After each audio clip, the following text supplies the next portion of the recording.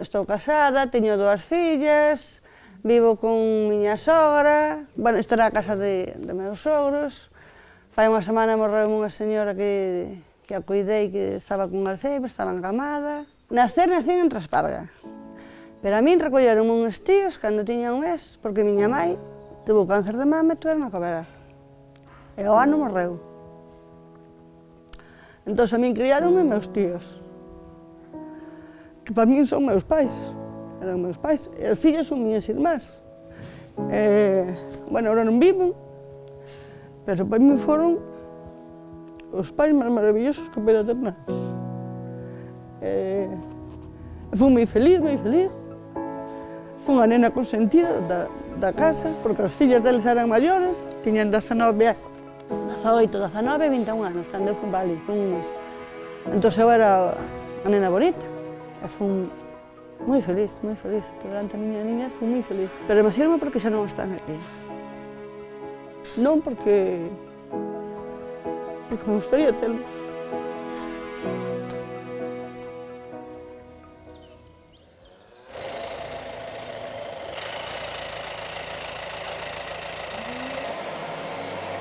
Unha vida normal dunha persona que se dedica á agricultura e ao campo. Facemos moitas horas e cada día un traballo distinto, porque según a época do ano que seña. Ainda que empeces, o teu principal é ordeñar as vacas, porque iso é algo que tens que facer todos os días durante todo o ano, seña sábado, seña domingo, seña o que seña, á mesma hora, pero despois cada época do ano ten o seu traballo. Non, fago porque é o meu medio de vida, porque é o que teño. Pero eu, se poidera escoller, nunca traballaría no campo.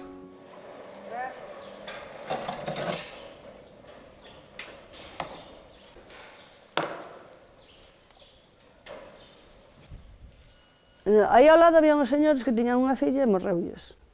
Entonces, empezas, vas facendo cousas día a día porque sabes que eles que non poden. Entón, chega un momento en que xa non podían nada. E a señora sempre me pedía que quería que a cuidara eu, que a cuidara eu. A ver, unha que me daba muchísima pena, outra que non tiña cara a dicirles que non nos iba a cuidar, e outra, pois, non sei, por caridade, por compasión, porque a min tamén me cuidaron. Porque, claro, cando estaba na última fase do Alzheimer, non falaba, non era nada, non facía nada. Pero se ti lle dabas besos ou caricias, ela emocionábase. Eso sí, si notabas que eso sí o sentía, porque ela estaba como perdida, pero ti chegaba xunto dela, falabas, lle dabas besos e caricias, ou lle chamabas, entón si notabas que se emocionaba. Pero en cambio non che falaba, nin che... Nada, era como se fora un bebé cando non fala. Eso me achácate muchísimo, porque é constante. Eso é, só lo saben as persoas que o teñen na casa, que o viven. Non tes nada que che pague o sacrificio que é cuidar a unha persona con Alzheimer.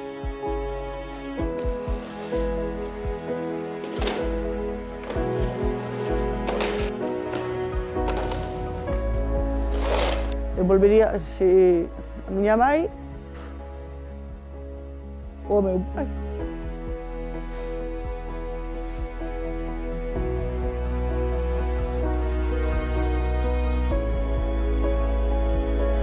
Haría o que fora por volver a verlos. E cuidarías toda a miña vida. E bueno, é así. Como te gustaría que te recordase?